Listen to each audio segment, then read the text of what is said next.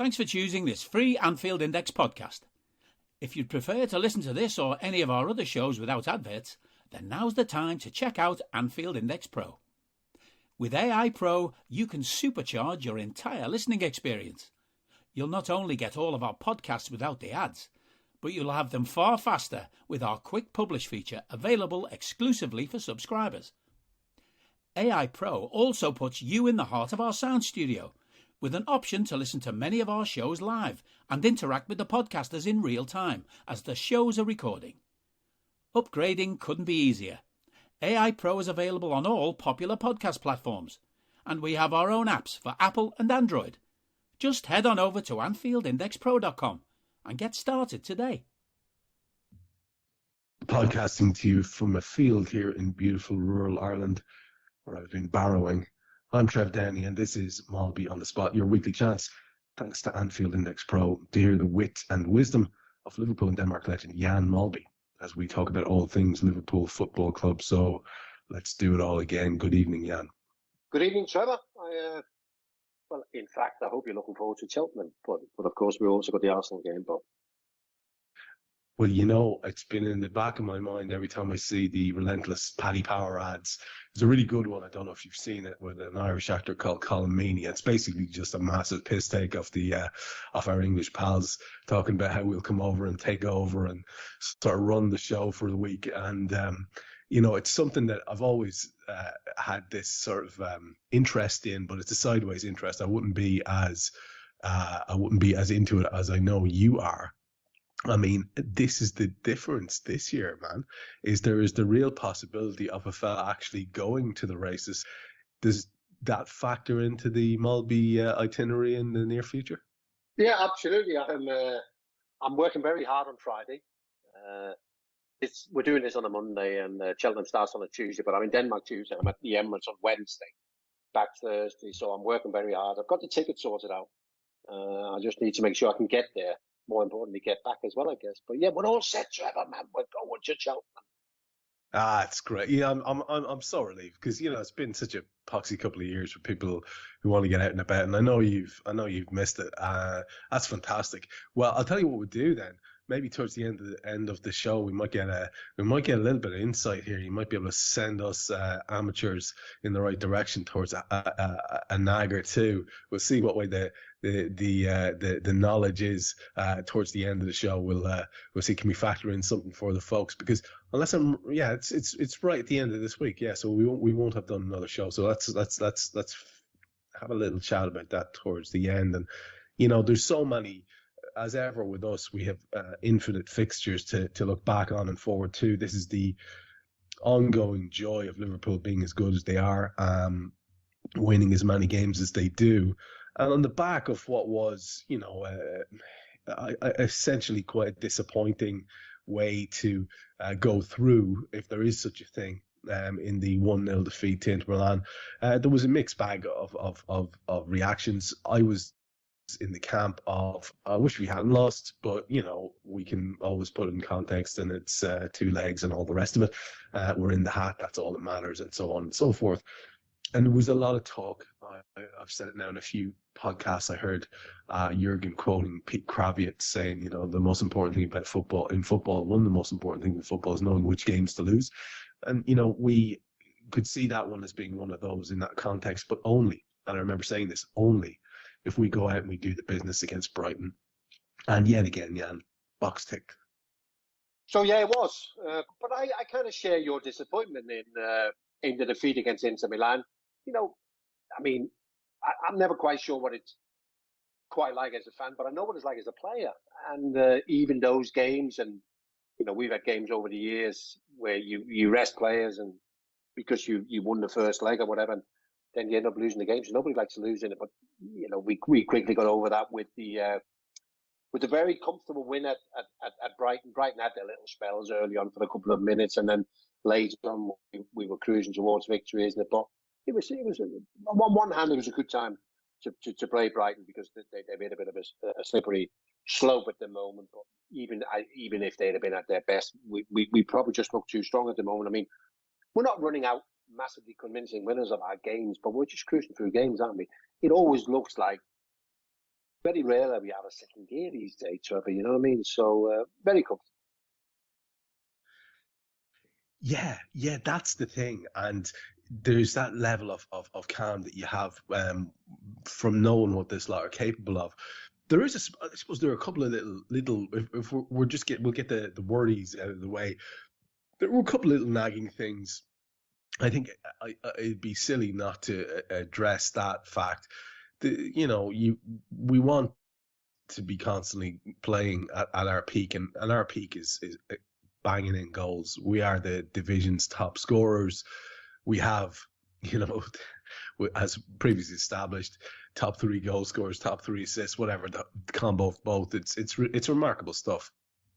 And I suppose if there's any kind of a falling off at all, for example, if the man of the moment, the man who's in the news, the man who's in the very controversial, ongoing, won't go away news, as in Mo Salah, if he's not scoring a couple of games in a row, then we all get a little bit nervous. So the penalty going in for him, I think, had a lot of significance, both for the player himself and also for the fans.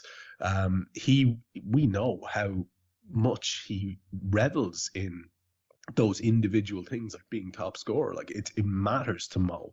I think there's a perception of him as this lovely lad, and he does seem to be a really nice guy, and he speaks very well, and he's very affable in the press and all the rest of it. But you press the correct buttons, you're going to get every time from Mo Salah a level of self-confidence stroke arrogance that comes from knowing how good he is and always wanting to be the very, very best.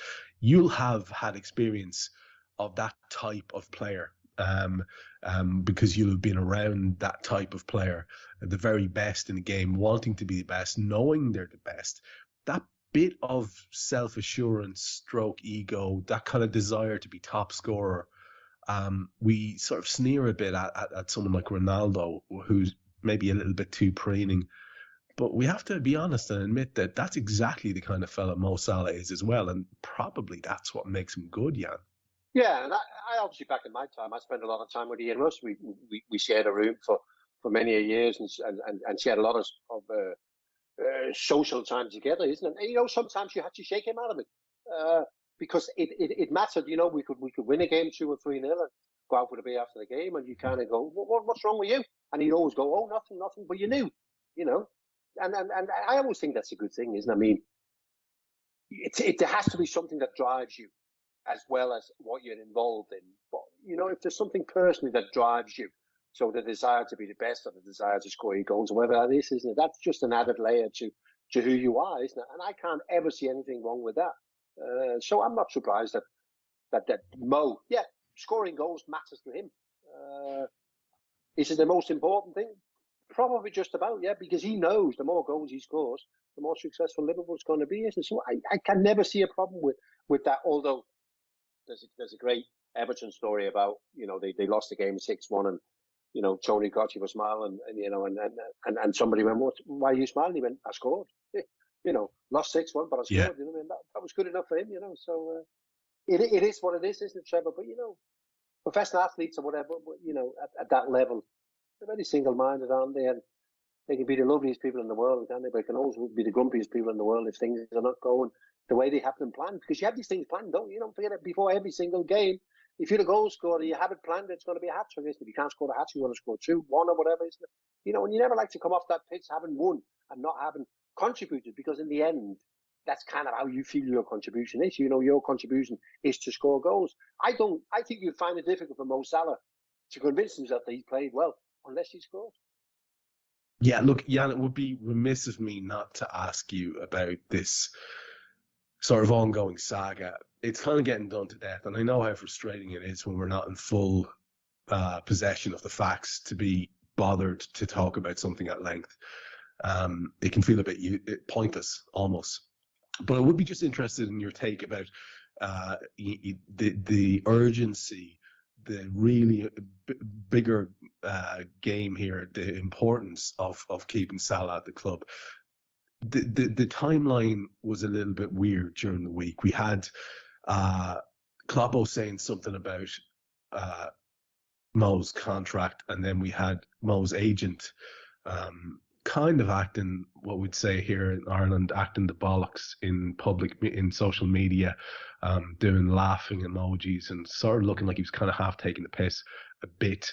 We know he's got a little bit of form for that. We know he's a difficult character, kind of prickly character to deal with. Look, that's all part of the business, whatever. I don't know, does it reflect that well on Mo? I have to say, I don't think it reflects well on Mo that that guy is as sort of brazen and rude as he seems to be. That would be my little quibble with it. But on the bigger scale of things, Jurgen's saying all these things about, look, there's nothing signed yet, but everything is how it should be. Everything's fine. We'll tell you when we know. And I know it's really starting to wind up a lot of people because they can see, Jan, this is the most important footballer that we have. He could be the best footballer. Realistically speaking, this kid could be top 3 all-time Liverpool greats if he signs that contract, stays on, does the business for another couple of seasons. He's already going to go down in Liverpool history anyway. But he could be one of the really, really, really biggest names in club history, especially if we can win a few more trophies rather. So you can understand people's desperation, Jan, for this to get done. But, I don't know, how far would you lean into the whole, well, we've always been good at recruitment, and if he goes, we'll have a lot of money and we'll use it well. Do you find that consoling? Like, where are you on all of this at the moment? Well, I think most players can be replaced. I think history proves exactly that. But I just think that the thing with Mo Salah is that you feel that, all right, so, he's obviously going to be rewarded if we give him a contract, and we might have to give him a 4-year contract, and maybe this last year we might not quite get from him what we want. But I just think there's another 100 goals in Mo at Liverpool, and that's kind of, yeah. You would rather, if Mo Salah's going to score another 100, 150 goals, that he scores the majority of those at Liverpool. And it just depends on how you read the story, isn't it? I mean, Klopp said the club have done as much as they can, and that's how the club feels. Of course, an agent who sits on potentially the best player in the world will feel the matter to do more, isn't it? But if Klopp feels that the club have done as much as they can, then that's where we're at. And then it comes down to how badly, I don't know. I mean, I saw, I think it was Rio Ferdinand who said in the week that, Mo Salah's got to make a decision on whether he wants to be a legend icon at Anfield. I think he is that already, regardless of what happens, isn't it? I think it's really interesting to follow because, you'll never get to know, but I guess from within the club, there will be 2 or 3 people knowing whether this is going to happen or not.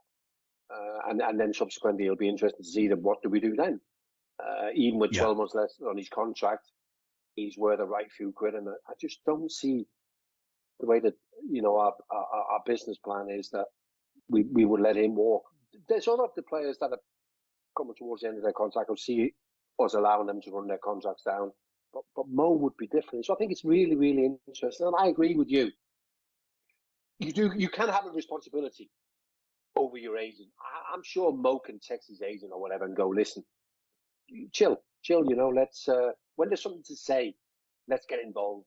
But let's not throw fuel on the fire all the time, because it pisses a lot of people off, and it's kind of unfair on the situation, isn't it? It's unfair on the people who then go against the club and go, what are they doing? They should be extending with this guy. And then the people who look at Mo and say, well, if you don't want to be here, if you can't sign a contract on the money that he's being offered, and we have to believe that it's the biggest contract that Liverpool Football Club has ever offered to a player, isn't it? But it's kind of, it's just unfortunate, isn't it? Because it can create a situation that's maybe unnecessary.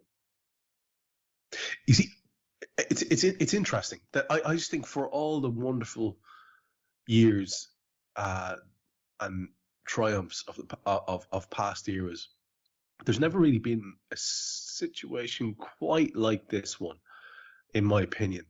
I mean, you could look back at when Kevin Keegan left a really successful team, but like in recent years, we have really good players leaving the likes of Xabi Alonso or Luis Suarez or Phil Coutinho, and they're leaving a team. Kloppo's Liverpool era was only starting when Coutinho left, so we weren't sure what that was going to be. Suarez left a team that had a good year, but no more, and it's just not comparable. The best thing about the club now is that, like, these players looking around go, where the fuck am I going to go? Because Mo Salah is going to go, okay, well, if it's about money, there's only a handful of clubs who can pay me what I want. You'd like to think there's no way he goes to Manchester City. So who's he got to? PSG? Could Real Madrid possibly afford to pay him those wages? From what you hear, maybe not. So he's looking at PSG, and I mean, I'm sorry, but that's just like almost like a joke at this stage. It's such a weird setup, weird club. Could he enjoy that? Like, where would the fun be there? Where would the he's not even guaranteed to win European trophies there. Like, as we can see, it doesn't matter how many wonderful players you put together. And it's just a really strange scenario. I don't think we've had the likes of it before, where Liverpool has the pulling power that it does. Maybe I've heard that as a part of a factor. There was a lot of talk about ambition, wasn't there, Jan, about how this conversation that's going on between Mo and the club is that Mo wants to see the ambitions of the club reflected. I think even Jurgen might have mentioned that. Like, what does that mean to you? Because all that means one thing to me. That means, like, okay, I need you to sign a couple of players, because what else could it possibly be? Yeah, but I mean, you surely can't be in any doubt, can you? So the two of us are basically a million miles clear of everything else in the Premier League. I was at Old Trafford on Saturday when Manchester United beat Spurs. And almost at times I thought the two of them were playing a different sport to Manchester City and Liverpool. They are miles behind. And then you look at the Champions League and you go, yeah, I can make a case. And we had the excitement of Real Madrid beating PSG last week. But I don't for 1 minute think that Real Madrid can win the Champions League. And again, you come down to the Champions League, and who can win the Champions League? I'm looking at Manchester City, Chelsea, and Liverpool. Bayern Munich, I think, are too open, concede too many goals, isn't it? So surely Mo can't be in any doubt that we're right where we need to be. And in terms of where can he go? Where can he go, Trevor? I don't think Real Madrid would sign him. I think they're obviously hell-bent on getting Mbappe. It looks like Manchester City are going to land Haaland. So where can he go? He could possibly go to Chelsea or PSG. He wouldn't go to Newcastle and PSG. No, he wouldn't go to Newcastle, would he, have the ambitions as a footballer? He'd only go there for one thing, which would be to get what his worth is, isn't it? So he can go to PSG. At PSG, you'll get 6, 8, 10, 12 or 13 games a year that will tickle your fancy. That's your Champions League games, depending on how far you get. Is that enough for? Is that enough for Mo? I'd be amazed. I have to say that's where I am with it too, and I know one or two people, people I'd be friendly with who are sitting quite smugly and content. They feel they know something, and they won't tell me any more than that. So we'll just leave it sit there. We'll see how it pans out. In terms of takeaways from that Brighton game as well. There is a grittiness about the team now, about just getting the job done, and it takes us a little bit earlier than usual onto the games that we can see ahead of us. Because, look, you could talk about that Brighton game all day long, but it followed a pattern an awful lot of Liverpool games have followed of late. We do have quite a big chunk of the ball possession. We do create opportunities.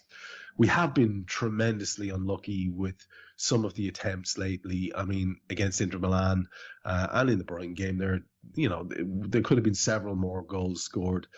So I don't think there's too much wrong that Liverpool are doing. For all that people might want to panic a little bit or get a little bit upset about it not being perfection, and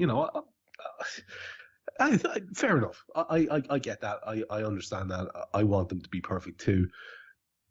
But it's about what we can do as a club between now and the end of the season. And the last part of March now features only 2 games, unless I'm very much mistaken, because I think the United game was postponed. So we have Wednesday evening's fixture. That's the night after tomorrow night. We're recording this, as you mentioned earlier on Monday night at the 14th. So Wednesday the 16th, we go to Arsenal. And then Sunday following that, we play Nottingham Forest away at their place in the FA Cup. And then it's a break until the 2nd of April when we play Watford, turn around then to Manchester City, Villa, Everton, all in the Premier League in that month. And then we finish the month with Newcastle. So we've got one game left in the Premier League in this month, which is Arsenal. And then we've got one game in the FA Cup. We win both of those, then our dreams are very much alive in terms of this amazing, almost impossible achievement that's still dangling there in front of us.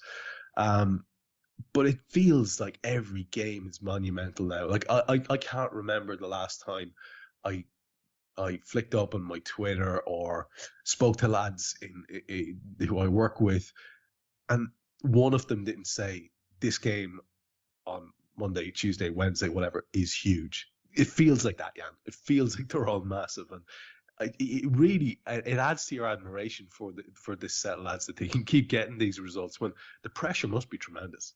Yeah, but you know what, Trevor? I don't think it's the winning of the games, is it? It's the fear of losing, because I think you kind of realise that we lose one game, and the dream could be over, couldn't it? And that's the problem, isn't it? It's kind of, where is the leeway for a lose against Arsenal on Wednesday? You know, it's going to be hard, isn't it? You know, you don't beat Forest in the cup, then you're out the cup, isn't it? So I think that's what makes you nervous, isn't it? It's that there's no room for error here. You know, I can't look anywhere but knowing that at W is all that matters, isn't it? But yes, it's kind of how you. I don't know. It's kind of how you deal with that pressure, isn't it, Trevor? You know, for some people, and I'm mainly talking about players here. You know, some players can't get enough of that kind of pressure and go, "Come on, bring it on. Let's play 4 times a week, isn't it?" I enjoy this, and for the fans, it's a nightmare, isn't it? I know a lot of Liverpool fans, and I've never had so many text messages. You know what I mean? And I go, well, "There's fuck all I can do in between the games." You know what I mean? Let's just get, you know. What do you think Arsenal will do on Wednesday? I don't know. I've got an idea, but I really don't know. I love this idea of people just expecting you to solve their issues. God love them. I mean, unless I'm mistaken, Jan, Man City play tonight, don't they? They do, Trevor. Yeah, against Palace, away at Palace. So I mean, there might be a little interesting slant on it, but the bottom line is that we're level on games played at the moment, and we're 3 points behind. They can extend that lead again, unless I'm mistaken. That's how it works, isn't it? Tonight, and then it really is going to come down to, can we keep up? And then have something massive on it when we play them in a couple of matches' time in that month that we talked about, April, which is absolutely huge for our Premier League ambitions. 5 games, 3 away, 2 home. Home against Villa, or against Everton and Watford, and away against City, Newcastle and Villa. I mean, there's stories there everywhere, Jan. I mean, if you wanted to write a shitty novel or a really good movie of the week, there are just narratives there everywhere. Obviously, there's stuff around Villa. There's Everton. There's always stories there. Newcastle are whatever they've become. You know, there's the Hodgson thing, and then of course the City game is just absolutely massive. But like you said, it's where is the leeway? Because if we were to lose against a team who are, like we have to say, really have turned a bit of a corner in Arsenal, then all of a sudden it's a bit of a fucking flattener, isn't it? It just feels like miles away again, and it's not. It's silly to think that, especially when you look at that month of April that we have. But it just feels that way. That's what I'm talking about with the pressure. Now, you have experienced this. You've experienced title run-ins, tight ones as well. I mean, the year that the double was won was a tight one. you've talked to me before about with players, it's not that you're blasé about it, but that the nerves don't really, for most of the footballers, it's not really as big a thing. It's far more of a thing for fans. You guys are just getting on with doing your job. Am I misrepresenting you there? Because I feel like you've told me that before. I have, Trevor, and it's obviously very difficult because some people think that you're arrogant. But of all the players I played with, I would say that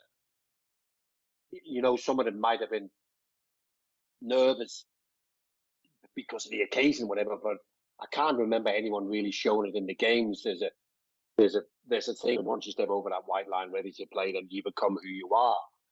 And the only one in all of my time at Anfield who showed any was Nigel Spackman, and that was through a RAS he used to get, And I remember getting changed next to him, and I said, "What's up with you?"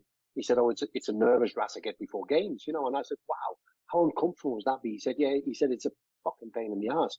He said, "But as soon as we start playing," he said, "I'm okay," and that's the way it has to be with players. You would be just.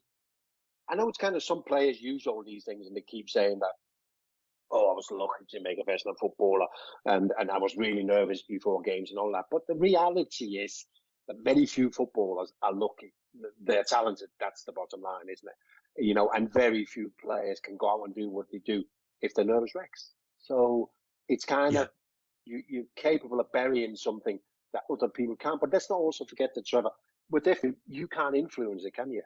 And I'm sure the things that you do in your life that you can influence, you probably feel a bit more comfortable about than when you watch Liverpool in your front room knowing there's fuck all I can do here. You know what I mean? I've just got to hope that, and this is the great thing we got now, isn't it? We got a squad, we got a manager, we've got people that we can trust, isn't it? You know what I mean? But still, it doesn't allow you to relax.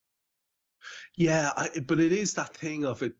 That's a good pressure, I think. That's a nice tension to feel. I mean, when I started doing this, I think in my second or third time doing it, I was interviewing John Barnes. I told you before, I was just like, "Oh fuck, this is okay, right? Let's just see how this goes." And he was like I said to you, he was a little bit prickly, and it was a bit of an awkward one. It was a bit of a weird start, but the way I came out of it was, well, okay, if I can get through that and get through anything, and obviously the first time we were doing the series, I think you were the first person for the interview, that series that I did with so many of your colleagues.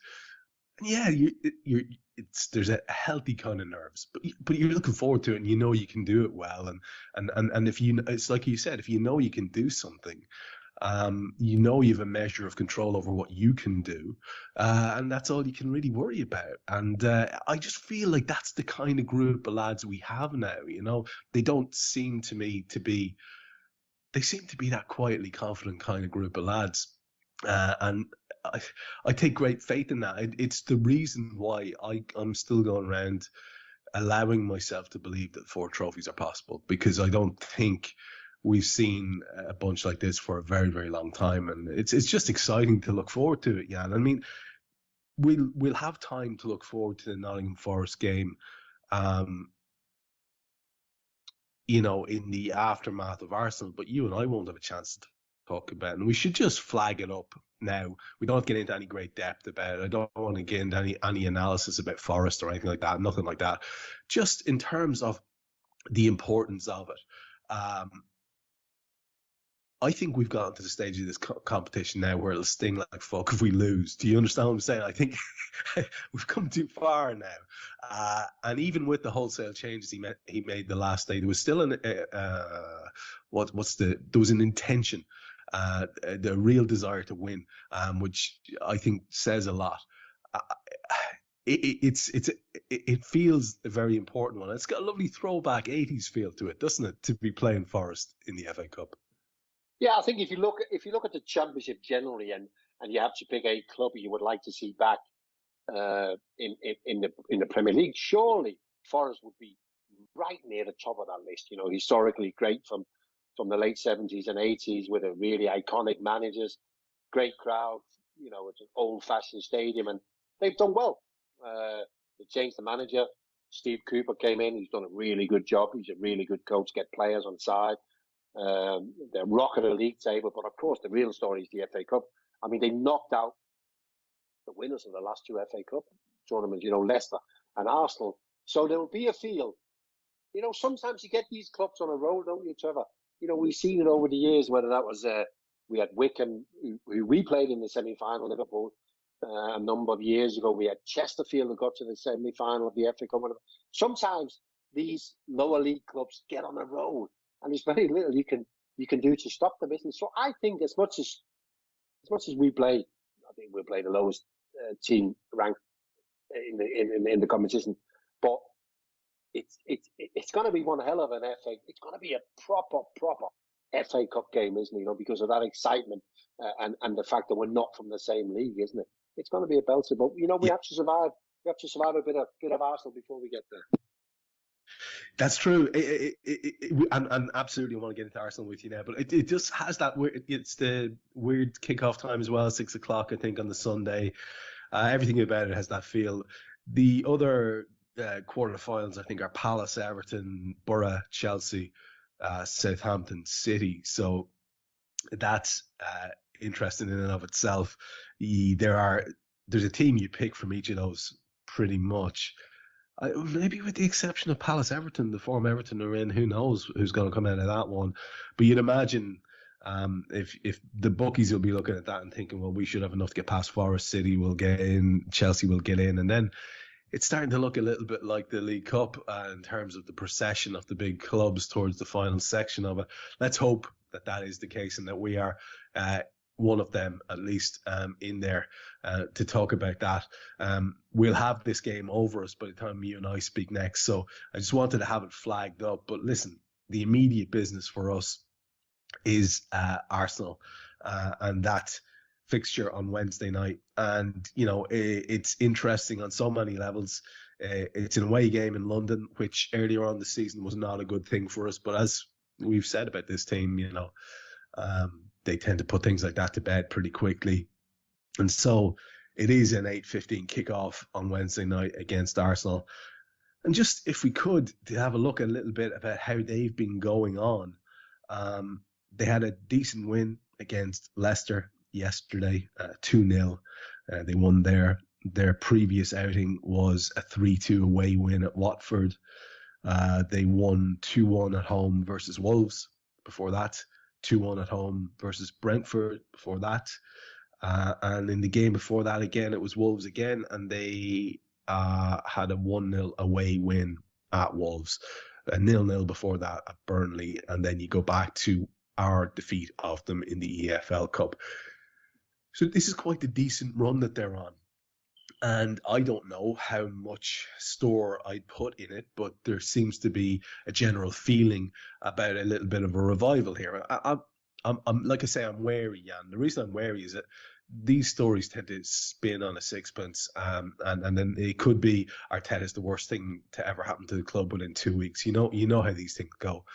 But it does seem, superficially at least, as if things are starting to click a little bit for them. Have you seen them recently, and what do you think we have specifically to think about when we're thinking about this lot? Well, I like Arsenal, but I think more evidence is needed that they have a real chance of. I mean, what they all want to be is regarded as Champions League clubs, isn't it? We have access to that top four and the money that brings, isn't it? Arsenal, there, not quite, I think, but it appears that they made some really good decisions. They were pretty clear that they wanted Arteta. They give him time. They backed him. They've even backed him when people thought he'd done enough to get the sack. And then they backed him over some controversial player decisions where Mesut Özil has left and Aubameyang has gone to Barcelona, and he's kind of gone with a group of really young players. So they look good. They got some good players. But where they've started is they've now got themselves a goalkeeper and two centre-halves. So they're relatively safe in that respect. Ramsdale has done well, and the two centre-halves, White and Gabriel, the three of them do really well. Saka is a really good player.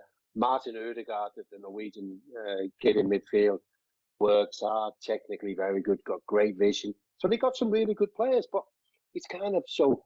We had it in the semi-final of the Carabao Cup when we had to play the second leg down there, and people thought, and it wasn't quite. We were far too superior to them. The only defeat they've had in the last 11 in the Premier League was against Manchester City, a late winner. I thought they played really well on the day. So it's a difficult game, but it is.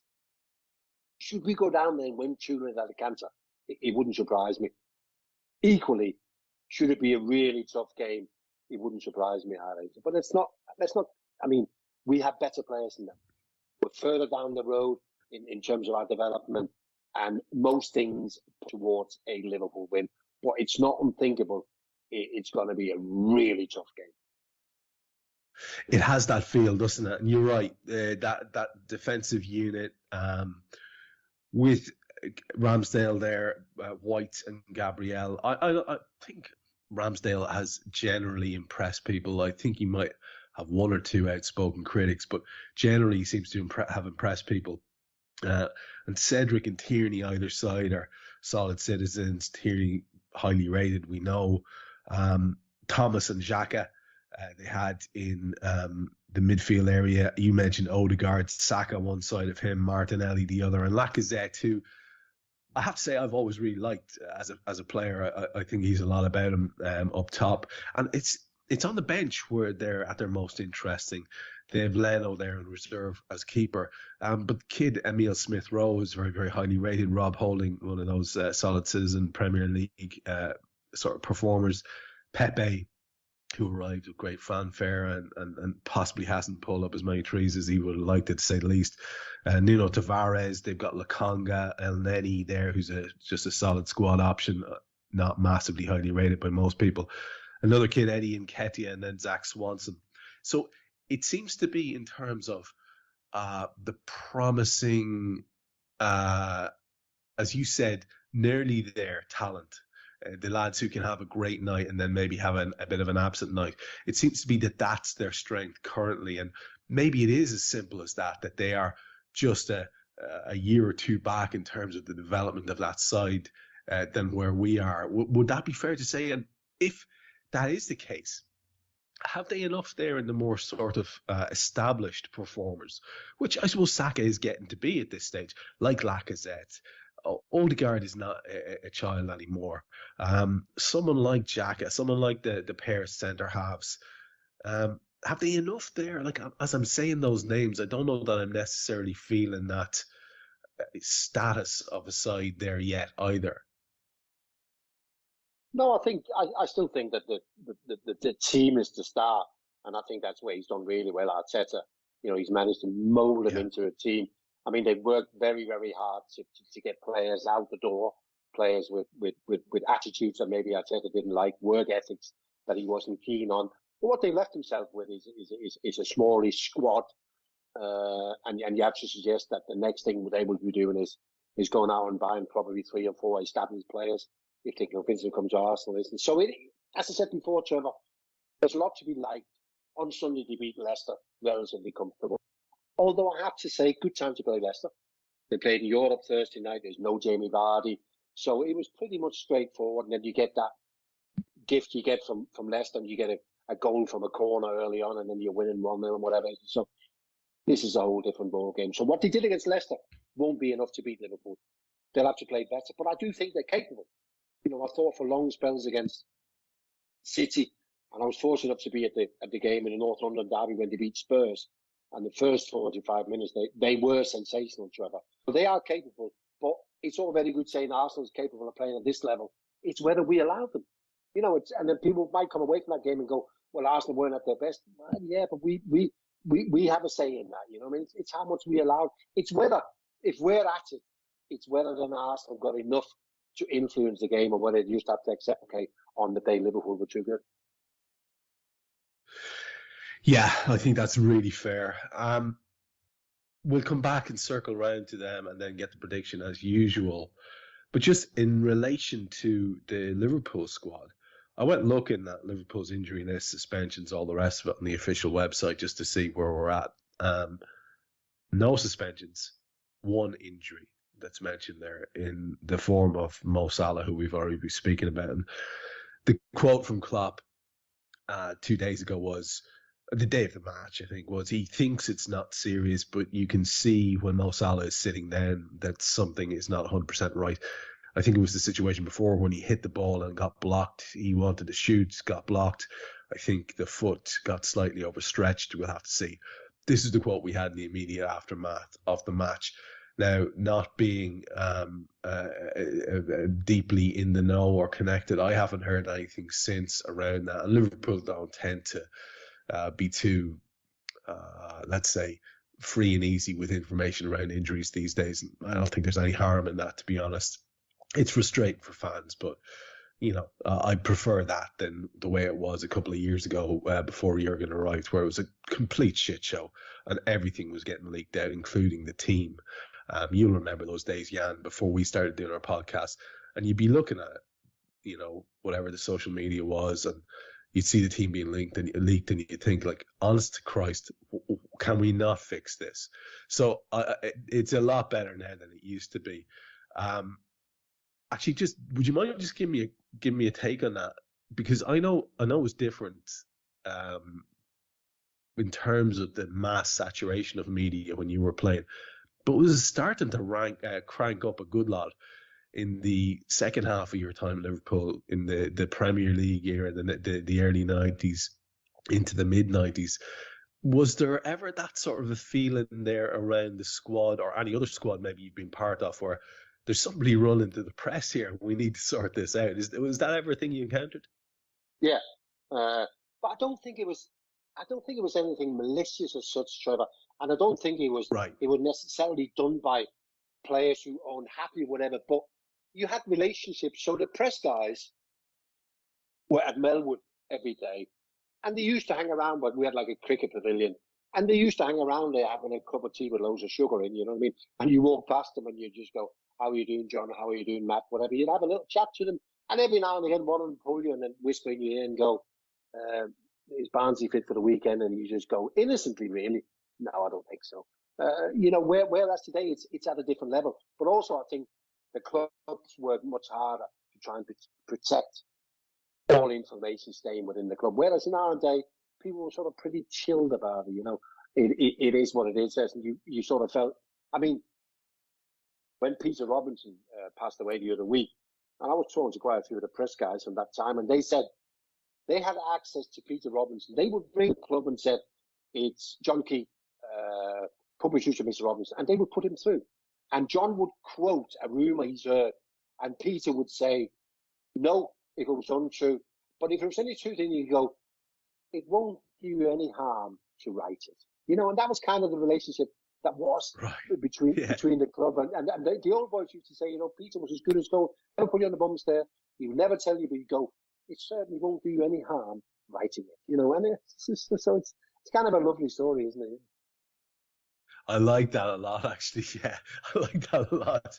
I think there's a certain, I'm not telling you anything, and I'm not telling you anything, and there's that little bit of a feel as well around the place again. It's sort of a good that there's decent relationships, pretty much. We know Jurgen's had a few run-ins with a few certain individuals who tend to be the touchline boys who are interviewing immediately after matches, but that's going to happen because everyone's feeling a bit spiky depending on the context of a game. I just wanted to get a little bit of a feel for you for your own sort of experiences around that. So Mo may play, may not play. In terms of how we approach it, and thinking about it with the possibility of him maybe having to sit this one out, because as Jurgen said, it's really atypical to see that kid sitting on the floor.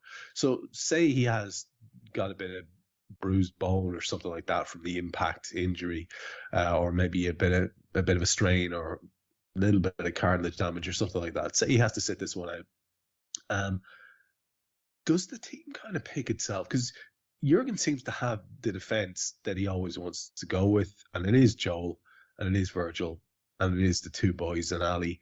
And he'll inevitably always go with Fab. He will always try, I think, although it seems to be changing a little bit, to play the captain. And then it's a matter of who gets that extra spot. I'd be interested to hear how you thought Naby Keita did in recent games. Do you think he's holding his hand up and saying that's definitely my spot now? As opposed to Curtis Jones or someone else who might be able to step in, or more obviously Thiago, who is a big favourite of a lot of people. And then just in terms of form across the top three, it kind of simplifies things a little bit if one of them is out or can't play, because we have this embarrassment of riches now. And if Mo did have to step out, you're not going to be crying too much if you have to play Sadio and Luis Diaz and Diogo Jota or Bobby, because we saw Firmino back on the bench. Do you see any surprises in the lineup, or do you see him going really predictable with this? In other words, the kind of team you always think he's going to go with, the best that he can possibly select on form at any given time? I don't think there'll be any surprises as such, and it just depends on how you view that final spot in midfield.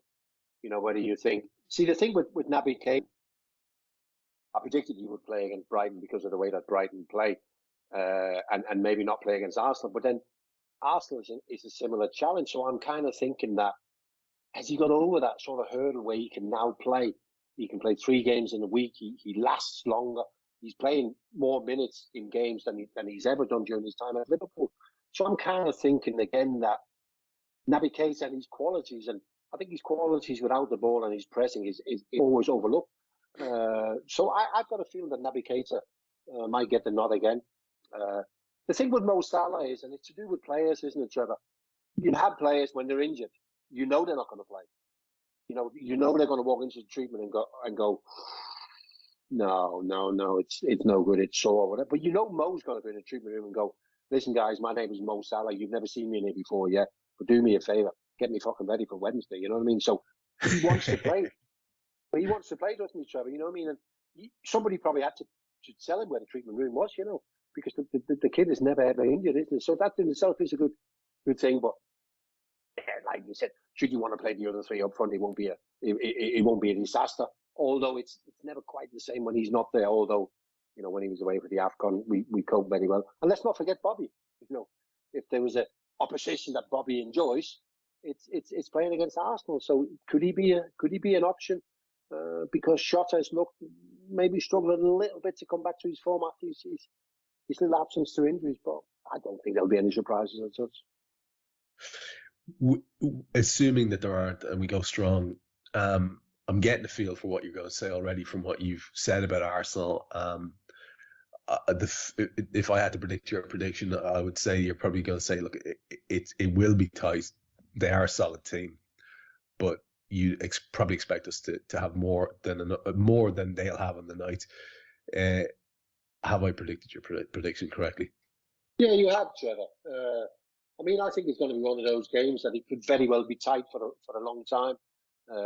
We mentioned the 2 Arsenal centre-halves and the goalkeeper, and I believe when them 3 play together, they don't concede, and it takes a long time before they concede. So I can see this game being tight for 55, 60 minutes, and then us getting a goal, which will then change the way Arsenal play. And because Arsenal then are forced to change the way they play, we'll get a second. That's kind of how I'm viewing the game.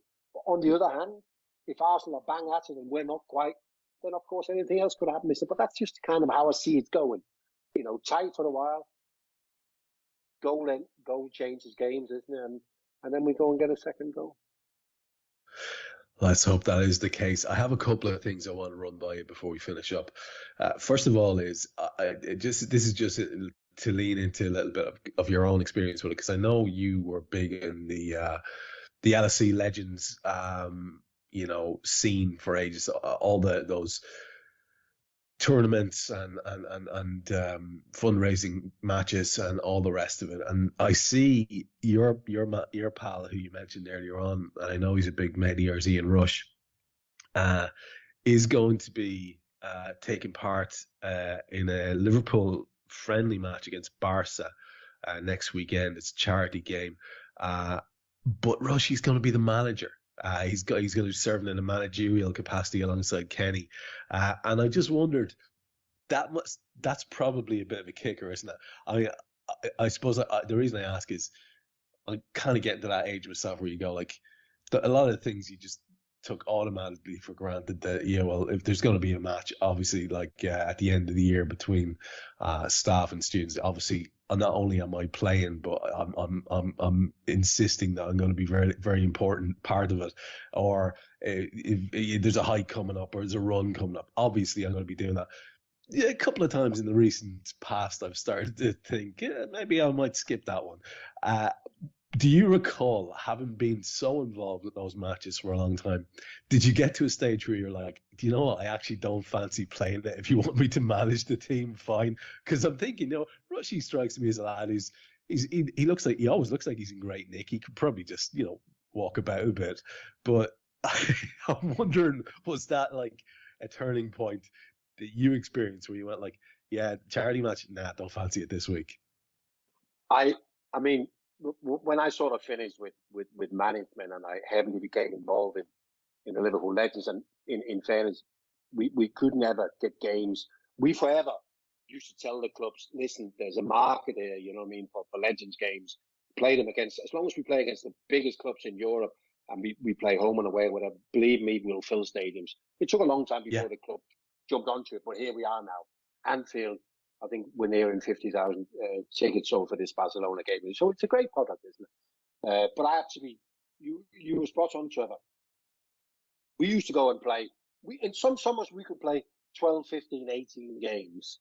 And we would take a group of maybe 20 players. And more often not in those days, Phil Thompson or Roy Evans were the manager. And you used to change things up a little bit. But I have to be honest, I was pissed off when I wasn't playing, you know what I mean? And then you change players during the game because you're old and you're unfit or whatever. And I was even pissed off when you used to take me off. And then one day, I can't remember where we were, and Tomo went, what do you play? And at the back line midfield, I said, I don't want to play. I fucking had enough. And I know Russia's the same. It's kind of want to be involved.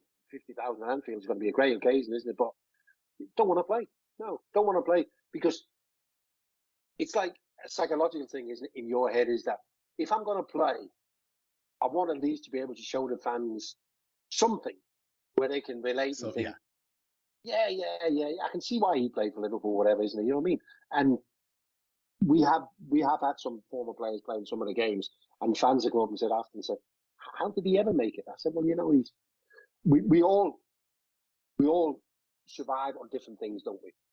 So I was fortunate in that I was a technical player and I was a good reader of the game. So even when I was 50, I could get away with it. But think of the boys who survive because of their fitness or their pace or whatever, and they get to 50 and they haven't got any fitness or pace. So it can be very difficult for them, isn't it? But it's going to be a tremendous occasion. I believe Liverpool got 4 different managers. I assume that Sir Kenny is one of them, but I also believe that they sent about 38 letters or 38 emails out to the player asking if they want to play, and every one of them came back and said, yeah. So it's going to be the biggest squad of players ever assembled, you know what I mean? Because everybody went, I'm fucking playing. I'm not surprised. The people they mentioned here are Agar, Carragher, Garcia, Dirk Kuyt, Steve McManaman, Maxi Rodriguez. So you're talking about a lot of lads who are very recently retired there in most cases and probably still pretty fit and all that kind of thing. Yeah, so that'll be interesting. I mean, just before we finish up with this, was it the Soccer Sixes was the big tournament back in the day? 'Cause, oh God, I used to love that. Am I right in saying that? Was it Soccer Sixes? Or was that it was not, that was a kind of an ongoing tournament that had former players. No, did you ever take part in that? Well, the Soccer Sixes, Trevor, was actually current players. So that was a long time ago. So that would be early 90s. The one thing you're talking about is the Masters. Yeah. The Masters the Masters, yes. Yeah.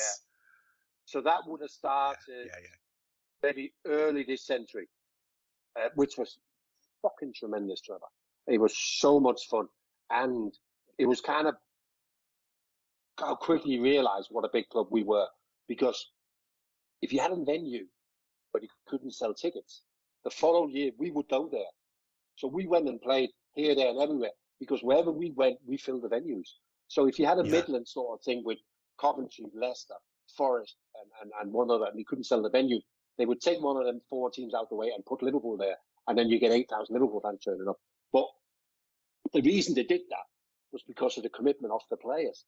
Because Rushy played, Barnsley played, everybody said yes, and we would even turn up and people would talk about, because there was a little fee, you know what I mean? But nobody in our squad ever mentioned the fee.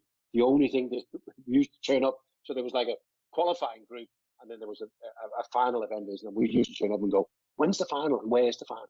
Or the final's in the O2 in London, whatever. Make sure you're fucking available, you know what I mean? So it was all about winning. And we are the most successful Masters team ever, but it was tremendous fun. So that is coming back, Trevor. The Masters is coming back with recently retired Premier League. You can imagine that. Arenas around the UK, 15, 18, 20,000 wow. people. Yeah, it's going to be absolutely tremendous. Absolutely tremendous, yeah. Oh, but, you know, it's Trevor, great to hear. If you're 58, there's no fucking email. There's nothing in your inbox from the Masters, I can guarantee you. I mean, Trevor, my fucking mate's the manager of Liverpool Legends, and he hasn't even dropped me a text, you know what I mean? You know that game of your school, Trevor? That game of your school at the end of the term? I'm available for that. Quality. I look forward to the two of us linking up. We should finish up, but before we do, just give us one name of one horse, or at least one jockey, that we need to keep an eye out for, that might guide our useless betting, those of us who don't know anything about it and like to just have a go at Cheltenham. So, Trevor, it's all about the Irish, isn't it? You're coming over in your droves, you're going to dominate. The two big trainers, Willie Mullins and Gordon Elliott. The horse I'm going to give is on Friday. It's one of Gordon Elliott's in the Albert Bartlett. It's called Ginto. It's not a big price, but Ginto, Ginto, Friday afternoon. So fingers crossed. Love it. Cheers. Nice bit of insight information there. We will wrap that up. And just for the usual ridiculously wide-ranging topics, yet again, thanks very much, Jan. Do you know what, Trevor? I'm really looking forward to the Arsenal game on Wednesday. I think it's going to be a really good game, and really looking forward to it. As are we all, and hopefully you'll be talking to me next week, and all our listeners will be hearing us talking about a win. That's what we hope. That's what we plan. We might have another win to talk about in the FA Cup as well. Fingers crossed for both of those. If you are new to the show, go and spread the word about it far and wide. Thanks for listening. We'll be back with you very soon. We hope you enjoyed listening to this Anfield Index show. Please be sure to subscribe to our channel so future podcasts find their way to your device automatically. There's nothing quite like fan engagement, and we'd love to know what you think of anything discussed on this show. The best way to get in touch is over on our free Discord community, where both podcasters and listeners debate the hottest LFC topics 24/7. Sign up free now at AnfieldIndex.com/Discord. You won't regret it. You can also follow us on Twitter at Anfield Index and find us on Facebook by searching for Anfield Index. Oh, and before you go, we'd love it if you could leave us a 5-star review on your favourite podcast app. It only takes a couple of seconds, and it means the world to the people who create these free shows.